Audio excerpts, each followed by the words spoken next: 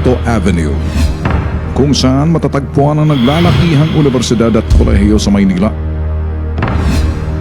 Bukod sa mga second-hand na libro, sa Recto rin makukuha mga dokumentong importante sa paghahanap ng trabaho tulad ng transcript of records at diploma mula sa iba't ibang universidad at kolehiyo, birth certificate at marriage certificate, mga training certificate, iba't ibang identification cards mula sa gobyerno tulad ng SSS at iba't ibang uring lisensya. Sa dami ng dokumentong pwedeng makuha sa Recto, nagmistula itong one-stop shop para sa mga naghahanap ng trabaho. Pero lahat ng mga dokumentong makukuha mo dito, peke.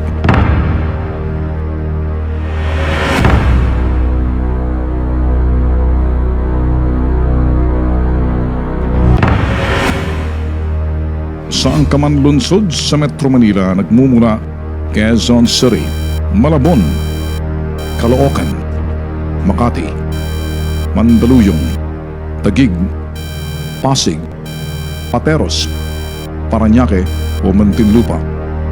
Iisang lugar na iyong pupuntahan para sa mahalagang dokumentong kakailanganin sa Recto. Nakailang ulit man magpalit ng liderato ang lokal na pamahalaan ng Maynila, maging ang pamunuan ng Manila Police District, tuloy pa rin ang negosyo ng mga gumagawa at nagbebenta ng mga peking dokumento. Pero sa bawat pagpapalit ng liderato sa City Hall at MPD, panibagong pakikipagsapalaran para sa mga nagnenegosyo sa kahabaan ng Recto.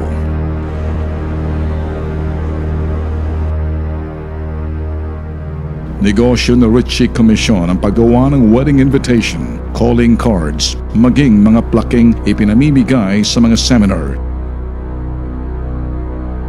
Si Ritchie at ang kanyang asawa na si Nora inaresto sa Recto ng mga nagpapakilalang operatiba ng General Assignment Section ng Manila Police District. Akusasyon ng mga operatiba, gumagawa ng mga peking dokumento ang mag-asawa. Kaya naman falsification of public documents ang asuntong ikinarga ng mga umarestong operatiba sa mag-asawa. Matapos umanong makipag-areglo, agad pinalaya si Ritchie. Sa tanggapan ng General Assignment Section sa MPD, dinatnan ni Ritchie ang misis. Pero laking gulat ni Mister nang malaman wala palang naisasampang kaso laban sa kanyang misis. Sumbong pa ng Mister, hinihingan sila ng 15,000 ng isang pulis na operatiba ng General Assignment Section. Kaya naman, diretso sa Bitag Headquarters si Ritchie para idulog ang kaso ng naarestong misis.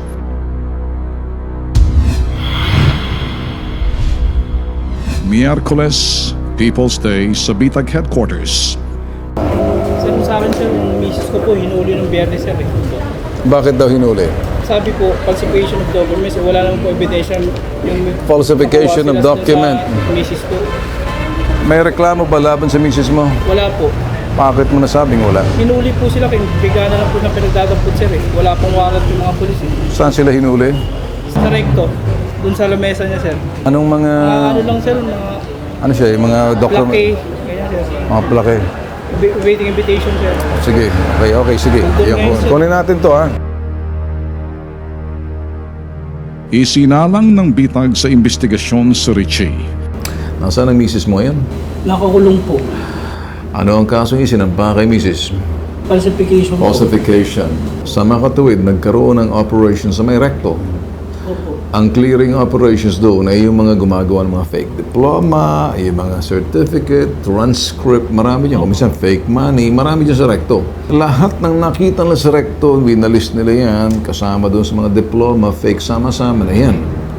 Nang mga oras na yon, alam ng Bitag nagsasagawa ng operasyon ang mga operatiba ng MPD. Alam ko yan kasi every now and then nagkaroon ng clearing yung City Hall. Malamang maraming reklamo dyan sa mga fake diploma, fake transcript, fake kung ano-anong certification, fake driver license, fake SSS, fake permit to carry, marami dyan. Kung may lehitimong operasyon ginagawa ang lungsod ng Maynila, lilinisin yung Recto na kilala sa mga peke. Kaya nga sinasabing Recto University. Ngayon, sa namang kadahilanan na nahuli ang misis mo, hindi siya basta-basta't makukulong kung walang complainant. Gusto ko lang malaman sa'yo, pag ang operasyon at nahuli siya roon, nakitaan siya sa mga bagay na tinuro sila, inareklamo sila, clearing operations, may nagreklamo. Abay, either na ika-inquest na siya, ipinakulong siya, either magpapiansa siya. Base sa Quentin Ritchie, araw ng Biyernes nang arestuhin silang mag-asawa. Pero inabot na ng Miyerkules at mag-iisang linggo na wala pa rin naisasampang kaso sa kanyang misis. Hinanap po namin information, sir, magtatanong sa amin kung anong pong kaso ng asawa ko. Importante malaman kung magpapiansa. Magkano po yung piansa namin, sir, isa po hinanap po namin yung okay. papel. Anong nakita mo? Wala po. Kung nasa fiscal yan, sinong fiscal may hawak? Hindi po nila sinasabi, sir, eh. Alright, Iba-iba po. sige, pakinggan mo muna ako. Sinabi ko sa isang senaryo, kung may pinanghahawakan, may reklamo, siya ay naka-inquest at siya ay humarap sa piskal. Kung siya ay nasa piskal, yan na. Piyansang katapat noon, pagkakulong. Dahil dito, nagka-interes ang bitag sa kaso ni Ritchie. Kung ikay lumapit sa akin para sinasabi mong hinihingi ka ng pera, i-interrupt namin yun. Lumapit ba sa iyo, akin ang pera, ako nang bahala sa piyansa, gusto mo tiwala. Ganun ba? Tulad mo sinabi. Baguhin daw po yung pangalan, pati medical. Bakit? Para daw po mababain po yung kaso, sila na po mag-aayos. Niloloko ka noon. Kaya kita tiniimbestigahan kung nga ba ay sinabi, bossing, release yung misis mo. Kung sakaling bigay ka, kotong yun. Hold up yun. Kung yan ay na-inquest, wala kang ibang magagawa kundi mag-antay ng bail. Inimay ng bitag ang lahat na sitwasyon na sinasabi ni Ritchie. Hindi siya lalaya at hindi ka papiyansa sa piskalya. Iba yung, gusto mo ba? Oh, produce ka ng pera, bayad mo sa amin yan, ang bahala yan. Sinabi din po yung sir, eh. Sino may sabi sa iyo? Yung pulis po. Sino pulis? Si Tata po, Dabo, Jerry Dabo. Jerry Dabo. Ang sinabi ng Jerry Dabo? Agapan daw po. Sila na pong bahala. Nung una pong hiningi, 6,000. Pagdating po nung hapon, 10,000 na po. Hanggang ngayon. So, just Tumaas daw po, dahil daw po sa pensadora. So, anong gusto mo? Gusto mo sabihin, kinukutongan? Opo. Agad plinano ng bitag ang gagawing aksyon. I want this done. Okay? Show me a transaction. Keep me on undercover surveillance, makikipag-transaction ka. Gusto ko step by step documented kung anong hinihiling. And we're gonna work doon sa sinasabing pinaka-happy sa itaas as soon as yung transaction is being done. Okay?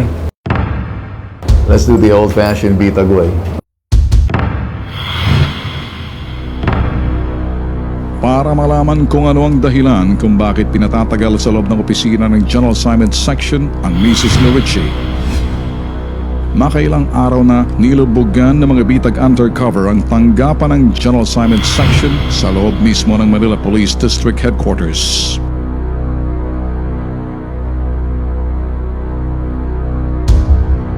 Sa unang gabi, agad nakaharap ng mga bitag undercover ang pulis na umaray umaresto sa Mrs. Ritchie.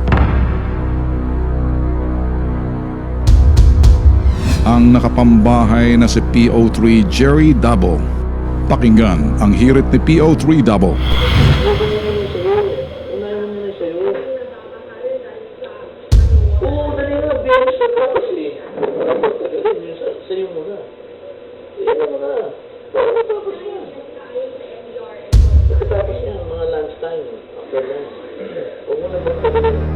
Gagamitin ang perang hinihingi nila para sa paglalakad ng piyansa ng Mrs. Ritchie. Pero ang 10,000 hindi dadaan sa kamay ni PO3 Dabo, kundi sa isang fixer na kinilalang pangalang Mami. Ang anak naman ni Mami na si Richard ang siyang mismong maglalakad ng piyansa ng pobreng Mrs.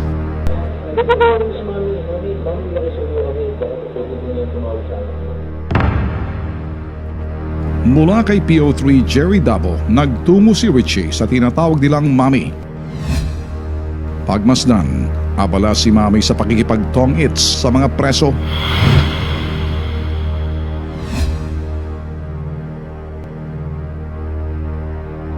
subalit agad itong tumayo. Alam na ang pakay ni Richie.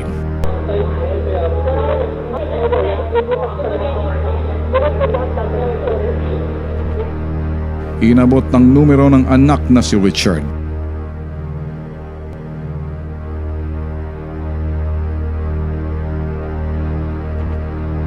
Mula kay Mami, bumalik si Richie kay PO3 Davao.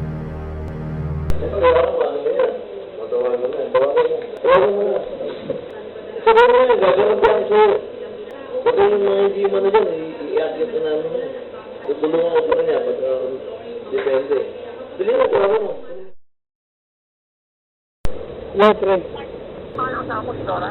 Oo, Sonora. Okay, yung party na naman, 25 yung Oo. okay, yung sige na lang pero.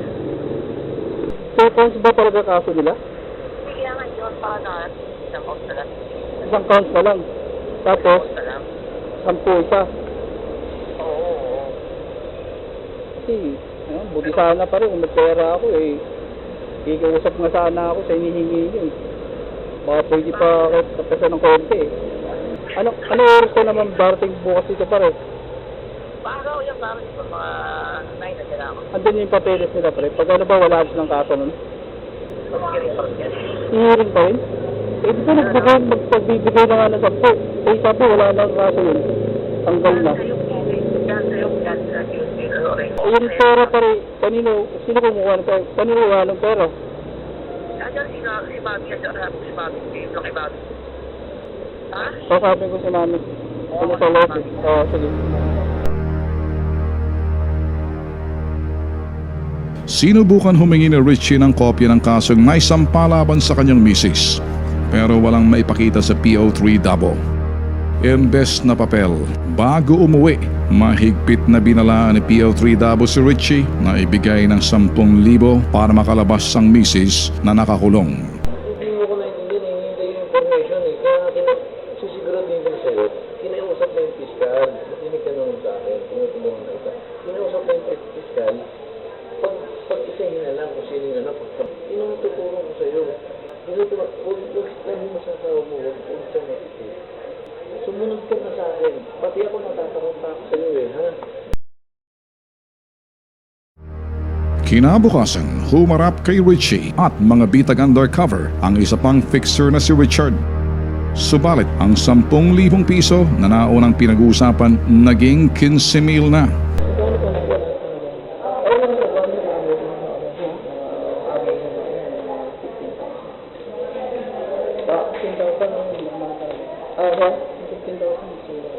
Bukas o, cash pa natin yun. Kasi mas kaya yun siya nakalabas, nag-cash mo yun. Double mo yun. Oo, bakit ba? Bukas talaga lang. Hindi. Kasi ba, yung mga nagbigay ng abot na sa inyo. Oo na. Yung mga bukas yung sigurado. Bukas, hindi nga parang bukas. Oo, Sigurado yun. Kung saan pa kayo sa akin. Sigurado yung gising yun. Sigurado hapon. Muling humingi ng kopya si Richie ng kasong naisampa laban sa kanyang misis. Pero tulad ni PO3 Davao, wala ring naipakita si Richard. Wala kang kopya. Wala pa ako. Kaya pwede yung copy kasi.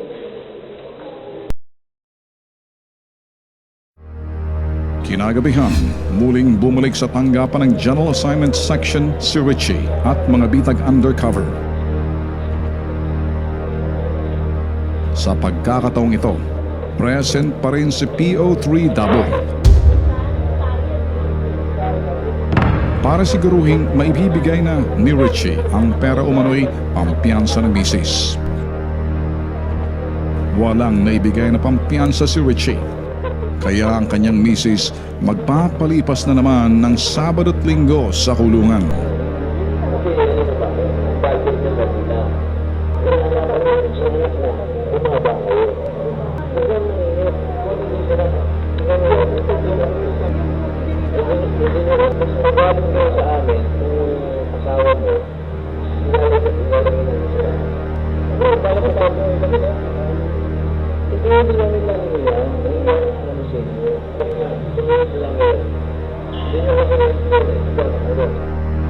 Pero bago umalis, pakinggan ang hirit ni PO3 Davao. nagawa pang kotongan ng pamerienda ang pobreng mister.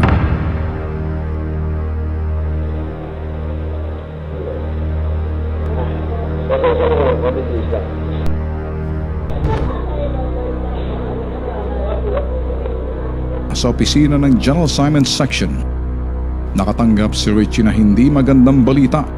Tinuluyan ng masampahan ng kaso ang kanyang misis. Sa papeles na nakuha ni Richie, sinampahan ang kanyang misis ng kasong paglabag sa Article 176 ng Revised Penal Code. Ang hinihinging piyansa para pansamantalang paglaya ng kanyang misis, 12,000 piso lamang. Gayunpaman, laking pagtataka ni Richie, hindi siya magawang bigyan ng mga pulis ng kopya ng kasong naisampa laban sa kanyang misis. Hindi rin dinala sa Integrated Jail ng Manila Police District ang kanyang misis at nananatili ring nakakulong sa tanggapan ng General Assignment Section. Ang hinahanap natin yung procedure. The procedure is that hinaresto nung atres, 14 na tayo. How many days passed? 11 days na inaresto. Kung nagkaroon ng operation na sa atres, maintindihan ko the next day, the second day, pwede pa. On the third day, they should have been inquested. Ang hinahanap ko rito yung intent ng mga nasa Manila Police District, ng mga otong. Hinold nila ng hinold. So kung sinurveillance ninyo before and that was nung mga nakaraang araw, which means consummated na yung act nila eh. The mere fact that they were arrested. Kasi ang babantayan natin din kung in-inquest sila, dodoktorin nila yung date of operations and arrest. So now, sa atin sa Bitag, we will look the case of this person and the company. Okay? Sa atin kasi dito yung extortion. So hindi sila hold it up. Because it's a legitimate operation for whatever reasons, kung ano man ang mga evidence na nakita sa kanila to warrant their arrest or kung ano man yung falsification of public documents. That's the case. Ang problema pagdating sa kanila, they should have been filed the case so they could have simply post a bail. Nangyari, pinaasay. Papagayin ng kaso, the intent is real. Talagang the intent is to get money.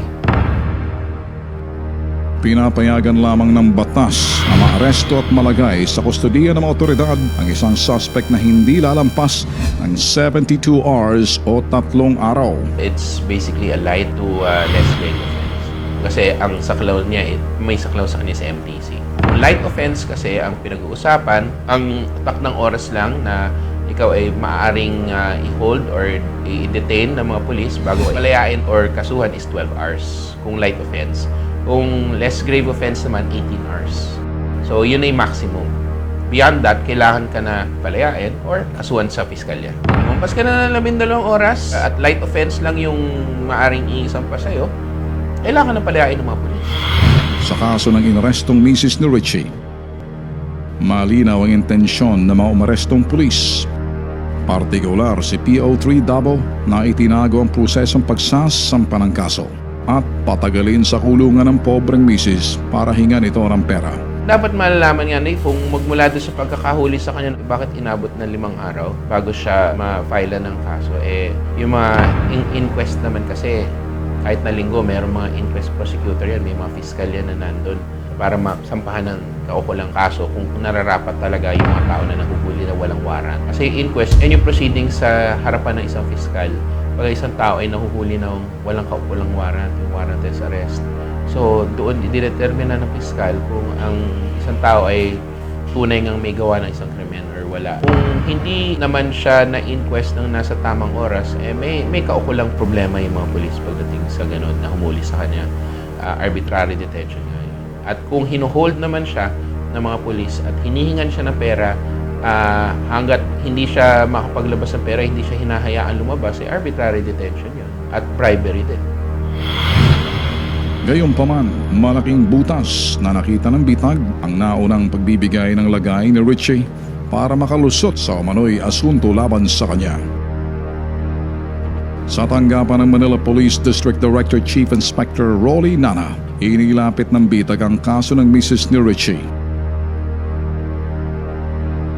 Bagamat tinuluyang sampahan ng kaso ang misis ni Richie,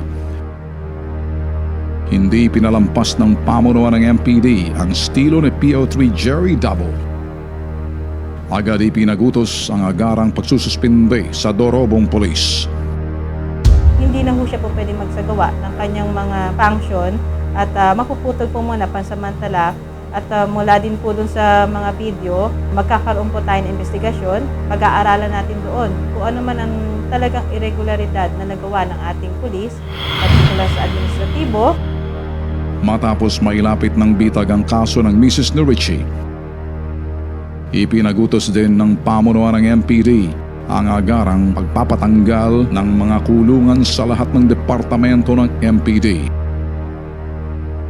Ito'y para umano'y maiwasan ang hulidap at pangungutong ng mga malikhain at dorobong kabaro nila. Lahat po ito ay i-deactivate natin at lahat po ng kanilang mga mahuhuli ay itataas po natin dahil meron po tayo integrated detention cell na kumbaga ito po ay pangkalahatang detention cell po ng Manila Police District. So ito po ay nahandun sa itaas na palapag po natin. So wala na po silang partikular na kanilang hahawakan sa mga kanya-kanya nilang opisina.